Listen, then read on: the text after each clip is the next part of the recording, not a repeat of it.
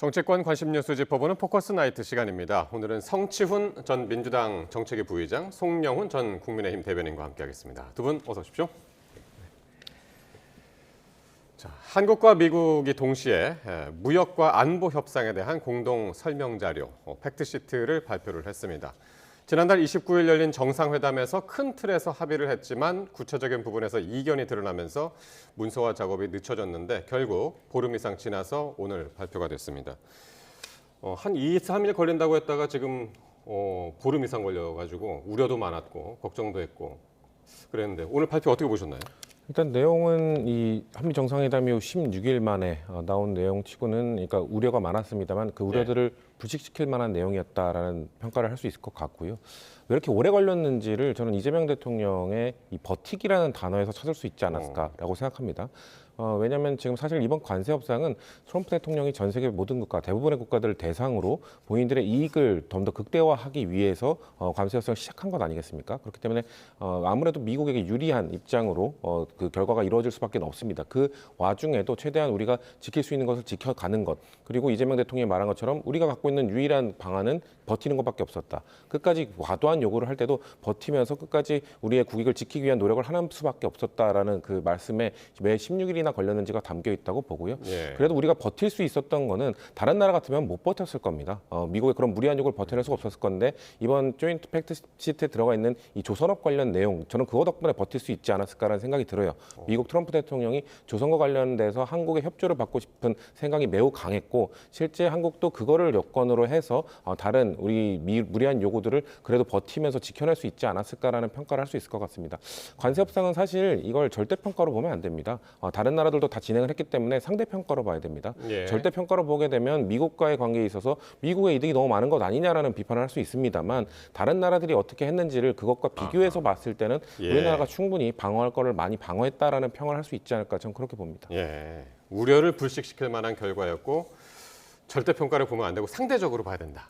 그런 말씀이셨는데 대한민국의 상황은 대한민국을 기준으로 판단해야 되죠. 그렇기 때문에 이것은 절대평가가 어느 정도 필요합니다. 그리고 제가 오늘 팩트시트도 보고 산업부가 공개한 MOU 비공식 국문 번역본도 봤거든요. 그런데 아직도 모르겠는 게 굉장히 많습니다. 단적으로 세 가지만 짚어보면요. 일단 연간 200억 불로 한도를 설정했다고 합니다만 그 200억 불을 외환 시장에 영향을 미치지 않고 어떻게 조달할 것인지 사실 잘 답이 안 나옵니다. 왜냐하면은 우리 한국은행이요. 작년에 외화 자산을 운용해서 얻은 총 수익이 12조 8천억 원 정도 됩니다. 그런데 연간 200억 불이면 지금 우리 돈으로 오늘 환율 기준으로 한 29조 원 정도 되지 않겠습니까? 그러면은 외화 운용 수익만 가지고 이 돈을 충당할 수가 없어요. 더더군다나 12조 8천억 원 중에서 30%는 한국은행법에 따라서 적립을 해야 됩니다. 이거는 비상 상황을 대비해서 법으로 적립하게 되어 있거든요. 30% 빼면 9조 원입니다. 그런데 이 9조 원이라는 숫자도 최근 7년간의 외화 운용 수익을 보면 작년 숫자가 두 번째로 많은 겁니다.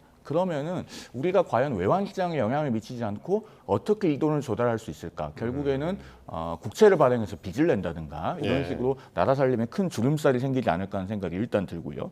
그다음 두 번째로 지금 국방비를 연 3.5%, GDP 대비 3.5% 수준으로 올리기로 하지 않았습니까? 지금 GDP 기준으로 연 2.32%입니다. 그러면은 1.18% 올리는 건데요. 우리나라 GDP가 2,550조 원 정도 되니까 지금 역시 그러면 앞으로 연간 30조 원 정도 더 들어가야 됩니다. 그다음에 미국 무기 추가로 사주기로 했죠. 그다음에 주한미군에게 포괄적 지원하기로 했죠. 이 돈이 다 어디서 나오는가? 그다음에 세 번째로 한 가지만 짧게 짚으면 자동차가 지금 한미 관세 협상에서 가장 큰 영향을 받는 산업 중 하나 아니겠습니까?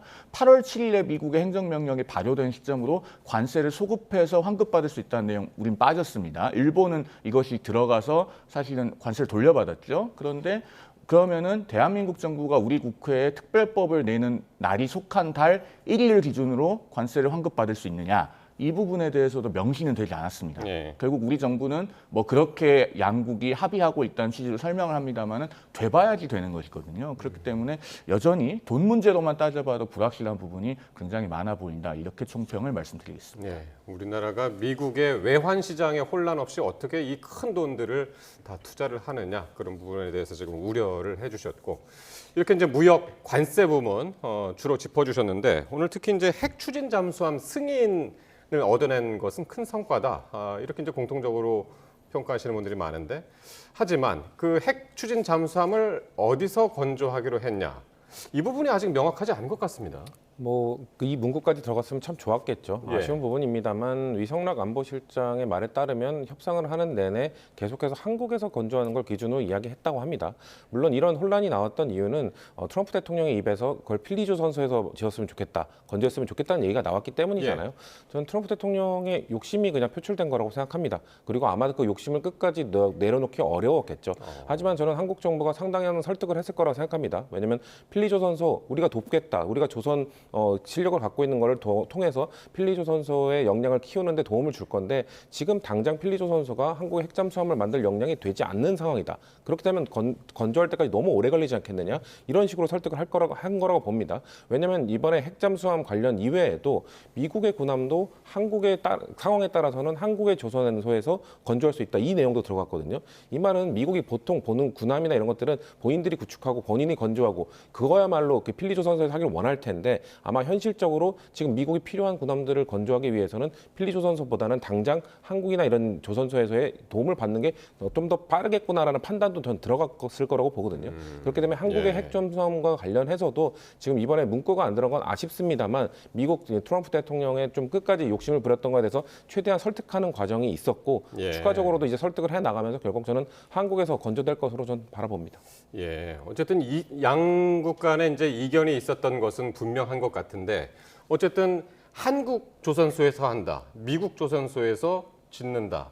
이게 명확하지 않은 것은 진짜 양측에서 서로의 입장에서 상당히 많이 대립을 했던 것 같습니다. 합의가 안 되었다고 봐야 되겠죠. 위성락 실장이 전제로 대화를 진행했었다라고 얘기하는 것은 결국에는 합의는 되지 않았다는 말과 동전의 양면 같은 것입니다. 실제로 팩트시트에 어디서 건조할지는 안 나와 있지 않습니까? 그리고 어디서 건조할지 합의되지 않았다고 하는 그 불확실성이 결국은 우리가 원자력 추진 잠수함을 언제 가질 수 있느냐에 대한 불확실성과 직결되는 겁니다. 그리고 이 한미 원자력 협정이 과연 개정을 우리가 원하는 대로 될 수 있을 것인가 여기에 대해서도 사실은 불확실성이 굉장히 큰 팩트시트라고 평가합니다. 왜냐하면은 이 팩트시트에 굉장히 아름다운 말들이 적혀 있습니다만은 그 앞에 굉장히 중요한 전제가 붙어 있죠. 뭐냐면은 consistent with bilateral 1, 2, 3 agreement입니다. 그러니까 한미 원자력 협정에 부합하는 이라는 문구인데 결국은 현재의 한미 원자력 협정을 일단 특정한 것 아니겠습니까? 미국은 아마 그런 의미로 이런 문구를 넣었을 거라고 추측이 돼요. 그리고 subject to U.S. legal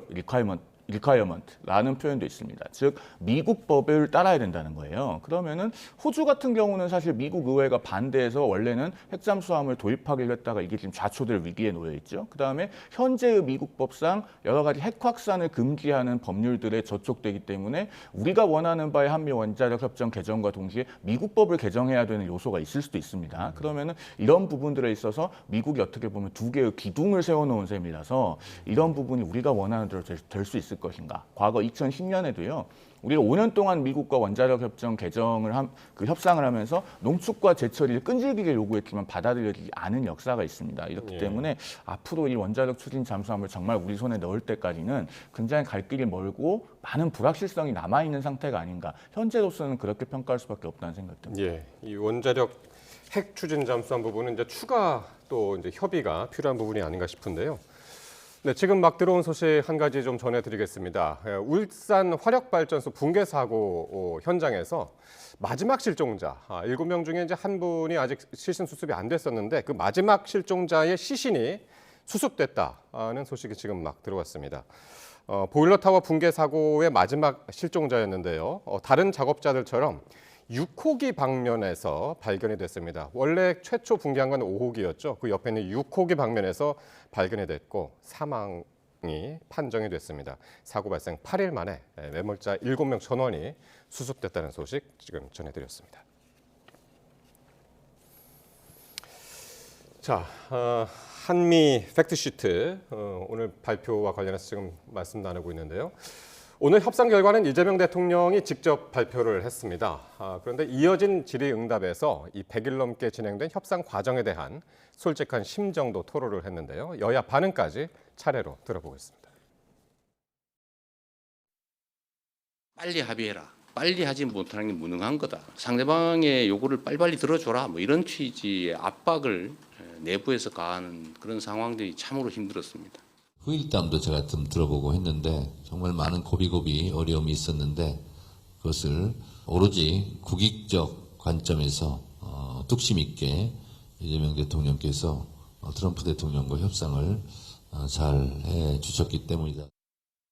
대장동 의혹을 덮기 위해 급박하게 준비했다는 느낌마저 드는 알맹이 없는 발표에 팩트시트가 아니라 백지시트였습니다. 빨리 하라는 압박이 힘들었다. 발목을 잡아서 버티기 어려웠다고 말했습니다.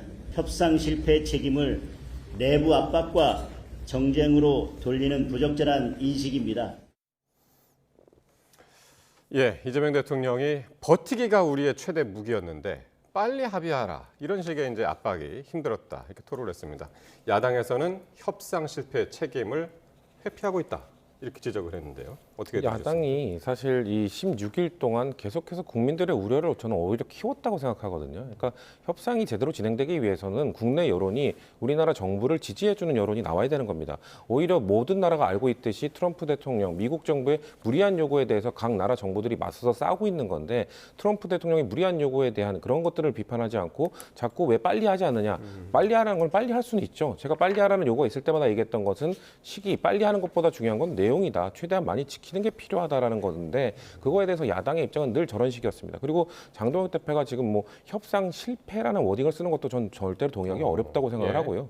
협상 실패 지금 사실 이번에 가장 중요한 것 중 하나인 관세 협상 담당 관계자들이 결국 기업들 아니겠습니까? 관세 협상이 지금 좀 지연되면서 기업들이 상당히 많은 피해를 받고 15%가 됐습니다만 0%에서 15%가 된 것이기 때문에 기업들은 여전히 부담이 많을 겁니다. 그럼에도 불구하고 이번 팩트시트가 발표되자 이 반도체 관련 그리고 자동차 관련, 조선 관련 모든 기업들이 다 환영한다는 입장을 냈습니다. 물론 지금 너무 힘들었지만 불행 중 다행이다라는 판단도 있었겠지만 정부의 노력에 감사한다, 노력했다, 평가한다 이렇게 이 업계에서는 다 환영하고 있는데 유독 국민의힘 장동혁 대표의 입에서만 이건 실패다, 책임 회피다 이런 말을 하고 있거든요. 좀 동떨어진 이야기를 하고 계신 것 같고 저는 장동혁 대표가 지금 해야 되는 메시지는 정부가 협상 실패했다고 한 것이 아니라 지금 불분명한 아니면 조금 이런 불확실성을 갖고 있는 부분에 대해서 미국 정부를 향해서 트럼프 대통령을 향해서 끝까지 그렇게 고집 부리지 말라.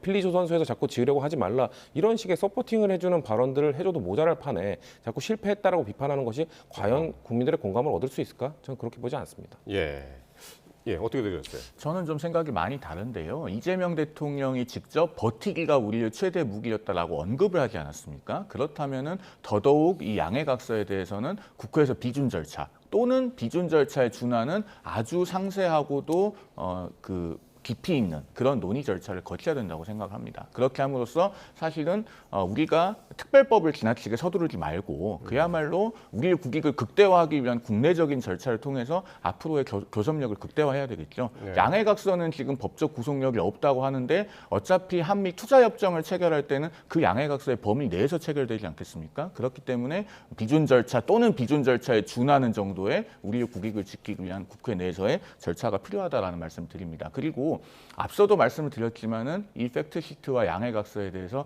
우리가 모르는 부분이 대단히 많습니다. 한 가지만 제가 단적으로 말씀을 드리면 그 산업부가 공개한 지금 그 양해각서 국문 비공식 번역본을 보면요. 우리가 그 투자 수익은 원리금을 회수할 때까지는 50대 50으로 배분하는 것으로 흔히 알고 계시지 않습니까? 그런데 그 부분 조항에 그 50대 50이라는 문구 뒤에 괄호 열고 미국에 세금을 내고 난 뒤의 금액이라는 취지의 문구가 들어가 있어요. 세후로 계산한다. 그런 취지의 문구가 있는데 이것이 정확한 의미가 뭔지는 사실 국회 외통위에서 현안 질의 같은 것을 통해서 따져 물어야 된다고 생각합니다. 만약에 미국에 세금을 내면은 그게 엄밀한 의미의 50대 50은 아니지 않겠습니까? 그래서 이런 부분들처럼 우리가 아직 투명하지 못하고 의문이 있는 부분들이 많기 때문에 비준 절차를 거치거나 또는 적어도 비준에 준하는 정도의 절차를 거쳐야 된다고 얘기를 하는 것입니다. 네, 아직도 불확실한 부분이 많다. 이런 지적을 하신 것 같고요. 자, 오늘 노만석 전 검찰총장 직무대행이 이 대장동 항소 포기 사태에 대한 책임을 지고 물러났습니다. 퇴임사 영상이 공개됐는데요. 한번 직접 들어보겠습니다. 최근 일련의 상황에 대하여 검찰을 대표하는 사람으로서 우리 검찰의 미래를 생각하는 마음으로 저 스스로 물러나는 만큼 일각에서 제기되는 검사들에 대한 징계 등 논의는 부디 멈추어 주시길 부탁드립니다. 형사사법 체계의 중대한 변화로 인해 국민이 겪을 불편에 대한 충분한 논의나 대비 없이 단순히 검찰청을 폐지하는 것에만 몰두하는 답답한 상황이 지속되고 있습니다. 예, 노만석 전 검찰총장 대행이 사의를 표명했을 때 퇴임사에서 구체적인 이야기는 하겠다라고 예고를 해가지고 과연 그 뒷이야기를 오늘 하지 않을까 기대를 하신 분들 상당히 많았을 텐데 그 얘기는 없었고 검사 징계 논의는 멈춰달라 이런 부분을 강조를 했습니다. 어떻게 들으셨습니까? 요 며칠 동안 노만석 전 대행의 말이 계속해서 바뀌었잖아요. 끝까지 바뀌었습니다. 퇴임사에서 말씀하신 것처럼 소상히 설명한다고 해놓고 끝까지 또 안 했습니다. 퇴임사하기 전에 또 한 일관지와는 또 인터뷰를 했어요. 거기서는 또 어느 정도 또 얘기를 펼쳐놨거든요. 그렇기 때문에 사실 이번 퇴임사를 보면서 저는 전 권한대행이 끝까지 무책임하고 비겁했다라고 평가를 하고 싶습니다.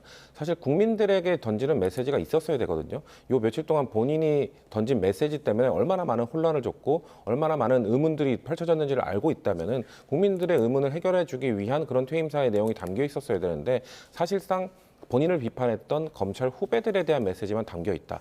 우리 후배들 징계하지 말아달라. 그리고 검찰은 이렇게 돼야 된다. 이런 식으로 사실상 국민들을 배제하고 그냥 검찰 조직에 대한 메시지만 던졌다고 보여집니다. 제가 아까 말씀드린 그 퇴임하기 전날 어제 한 일간지와의 인터뷰에서 노만석 전 대행이 이런 말을 했거든요. 어떻게 됐든 본인이 결정을 내렸으면 그건 나의 책임이다라는 얘기를 했어요. 거기에 전 핵심이 있는 겁니다. 이번에 항소 포기가 됐든 아니면 만약에 항소장을 제출해서 항소를 하게 됐든 어떤 결정을 했어도 결국 권한대행, 그 권한을 갖고 있는 사람, 그 책임자가 최종 결정을 지게 되는 거 아니겠습니까? 자꾸 뭐 법무부 장관, 법무부 차관 이런 이야기 하더라는데 법무부 장관이나 차관은 결재권자가 아니잖아요. 그렇기 때문에 전환 대행으로서 끝까지 책임 있는 좀 모습을 보여주지도 못했고 역시나 그 과정에 대한 해명도 못했고 저는 역시 글쎄요 이거에 대해서 국정조사를 해야 된다라는 얘기가 뭐 여야 모두에서 나오고 있는 상황이기 때문에 어떤 식으로 진행될지 모르겠습니다만 노만석 전 대행의 뒷모습은 끝까지 무책임했다는 말씀 드리고 싶습니다. 예, 항소 포기의 결정 뒷얘기는 퇴임식에서라고 이제 예고편은 날렸는데 예고편하고 다른 이야기를 꺼냈는데 그 다른 이야기가 검사 징계 논의는 멈춰달라였습니다. 노만석 대행이 굉장히 무책임한 모습을 보인 것은 맞는데요. 그런데 다른 한편으로 그동안의 노만석 대행이 말한 내용들만으로도 이 사건의 윤곽은 이미 다 드러나 있습니다. 첫 번째로 노 대행이 뭐라고 했습니까? 항소기한 마지막 날이었던 지난주 금요일 오후 5시 30분까지도 본인은 이미 항소한 줄 알고 있었다. 라는 것 아니겠습니까? 그러면 이것은 검찰의 자체적인 결정이 아니고 외부에 의한 것이다라는 것을 방증하는 것입니다. 그다음 두 번째로 법무부의 의견을 참고했다고도 얘기했고 용산과 법무부 등과의 관계를 고려해야 했다는 취지의 말도 했습니다. 그러면 이건 역시 외부의 압력이 있었다는 표현에 다름 아닌 것입니다. 그다음에 세 번째로 법무부 차관이 3가지 선택지를 제시했는데 모두 다 항소 포기였다라고 하는 언급도 있었잖아요. 그러면은 역시나 검찰의 실질적인 선택지가 없었다라는 이야기를 한 것에 다름 아닙니다. 그다음 네 번째로 저쪽에서 지우려고 해서 많이 부대꼈다. 라는 이야기를 했는데 이 저쪽이라고 하는 것은 그럼 이쪽은 아니지 않겠습니까? 검찰이 아니고 이재명 정권을 의미하는 것이고 또 지우려고 했다는 것은 결국 이재명 대통령의 범죄 혐의 사건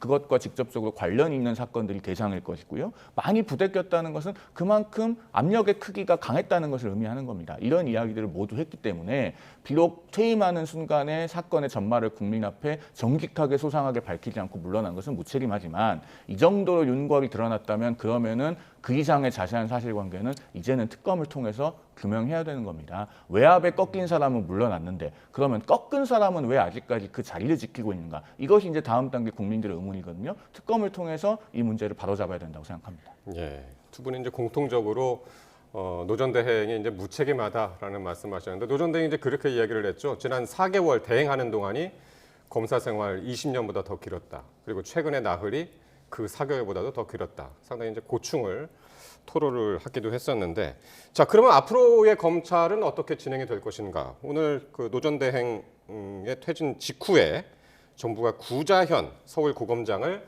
대검 차장으로 바로 또 전격 임명을 했습니다. 그러면서 뭐라고 했냐면 기자들 앞에서 검찰 조직 안정화가 가장 중요하다. 그리고 본연의 책무들을 성실하게 수행할 수 있도록 하는데 최우선 가치가 있다.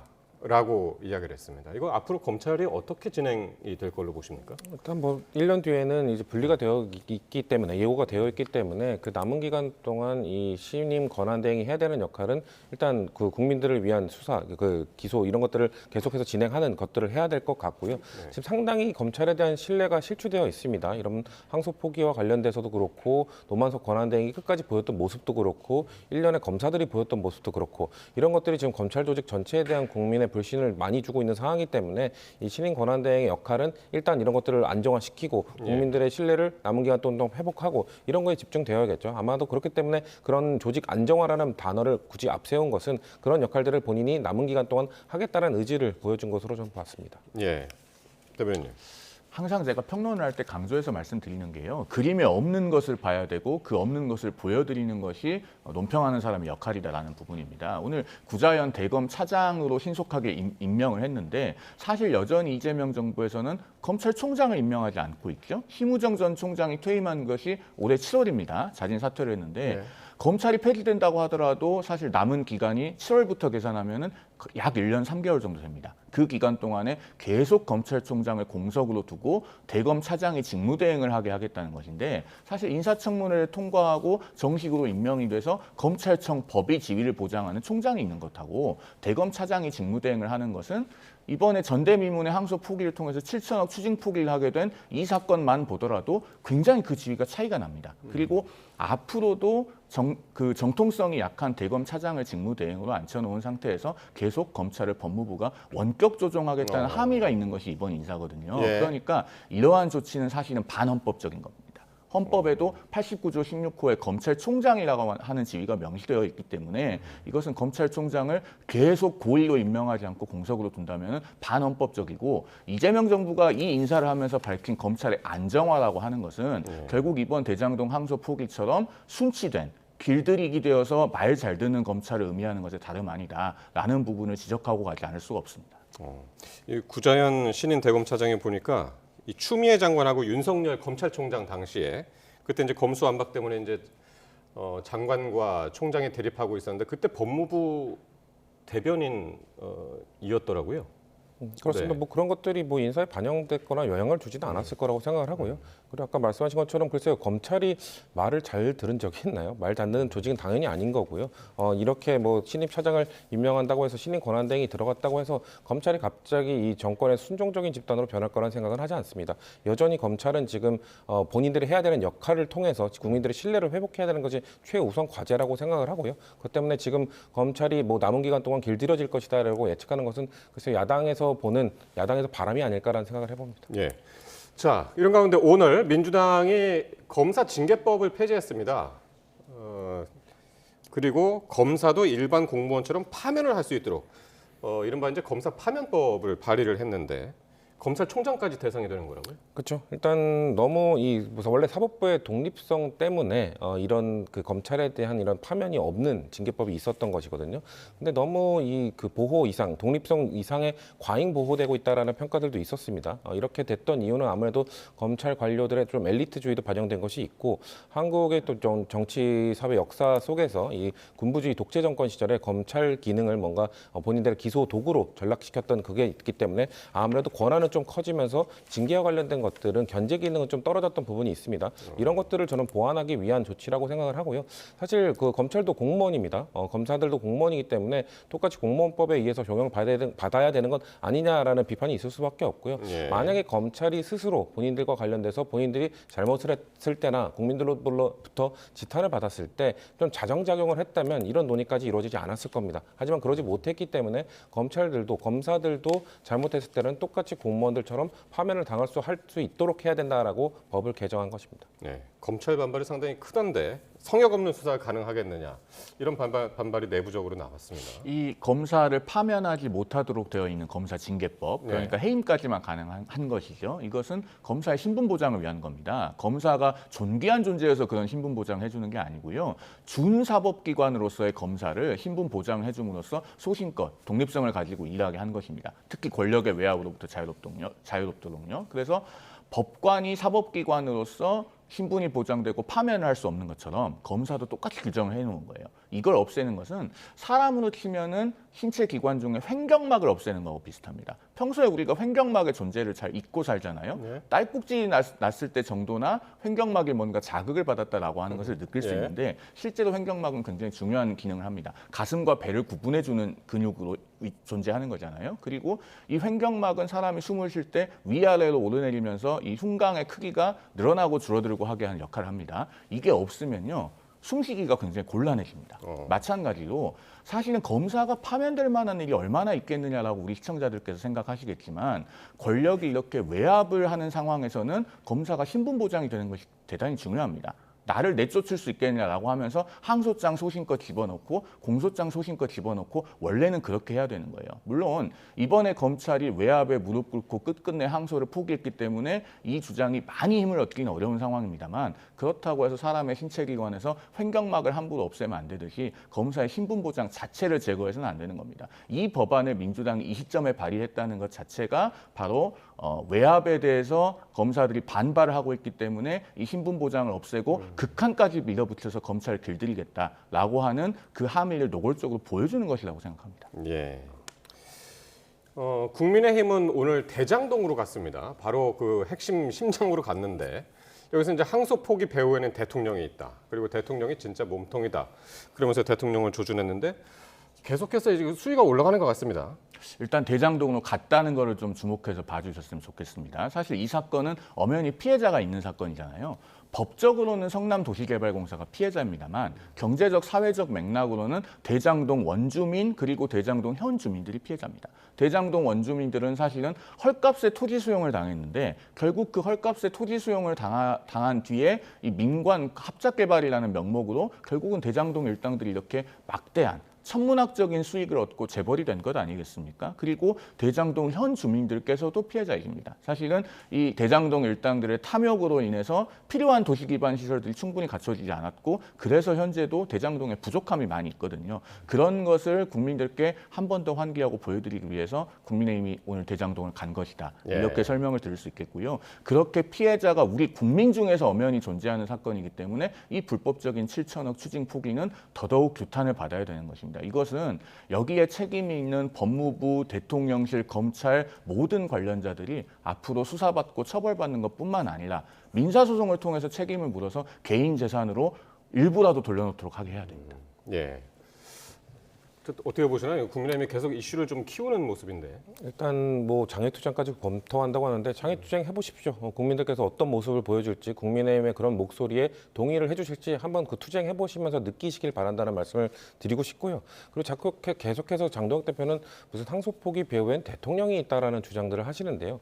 이게 사실 이전에 그 이진숙 쪽 방통위원장 체포영장 관련된 얘기가 나왔을 때도 그때도 똑같은 얘기했거든요. 대통령실에 보고가 됐을 것이다. 몰랐을 리 없다. 그렇기 때문에 배후엔 이재명 대통령이 있다. 이 논리거든요. 사실 본인들도 정권을 잡아봤기 때문에 알 겁니다. 이런 중요한 뭐 체포영장 청구나 아니면 항소 포기가 있을 때는 대통령실에 보고는 됩니다. 그렇다고 해서 대통령실이 그거에 대해서 야 이런 식으로 바꿔라고 압력을 행사하지 않습니다. 본인들은 그렇게 행사를 했기 때문에 너네들도 그랬을 거라고 말씀하시는 건지 모르겠습니다만 그 보고 체계가 있다는 것 때문에 이것도 사실상 배후는 대통령시다라는 걸 주장하는 것은 논리의 비약도 너무 심한 것이죠. 그렇기 때문에 글쎄요. 이번 항소 포기와 관련돼서 다른 주장들, 다른 의견들을 전 충분히 낼 수 있다고 봅니다만 자꾸 배후에 대통령이 있다라고 몰아가는 것은 국민들의 공감을 얻기 어려울 거라는 말씀을 드리고요. 민사소송은 글쎄요. 법무부 관계자들이나 이런 사람을 대상으로 할 것이 아니라 지금 국민의힘 소속인 신상진 성남시장이 얘기했던 것처럼 민사소송 통해서 대장동 그 일당들에게 최대한 추징을 받아내겠다라는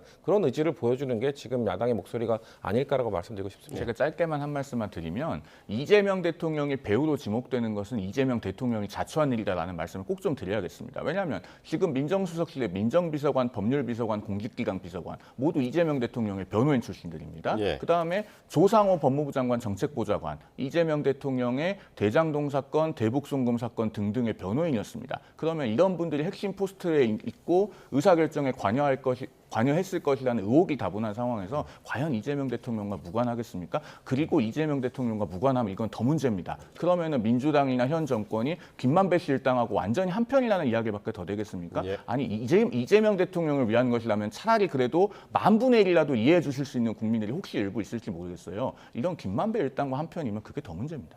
지금 저도 짧게 말씀드려야겠는데요. 거기서 갑자기 김만배 일당과 한편이라는 논리가 어떻게 형성되는지는 참 의문이라는 말씀을 드리고 싶고요. 저희는 말씀드립니다만 이 절차와 관련돼서 아까도 말씀드렸듯이 그 노만석 전 권한대 그 사람에게 권한이 있던 겁니다. 그거에 대해서 무슨 법무부 뭐 이재명 대통령의 변호인 출신들이 법무부 곳곳에 있고 뭐 장관 정책 보좌관으로 있다고 해서 압력, 외압 이런 거 행사할 수 있는 위치가 아니라는 겁니다. 저희는 아까도 말씀드렸습니다. 국민의힘은 계속해서 뭔가 사실상의 외압이다 이렇게 얘기하거든요. 예. 사실상의 외압이라는 건 없습니다. 최종 결정권자가 충분히 결정을 내릴 수 있는 상황이었기 때문에 노만석 전 권한대행의 책임이고 비겁한 모습이었다고 해야 되는 것이지 배후에 자꾸 이재명 대통령을 운운하는 것은 좀 부적절하다고 생각합니다. 알겠습니다.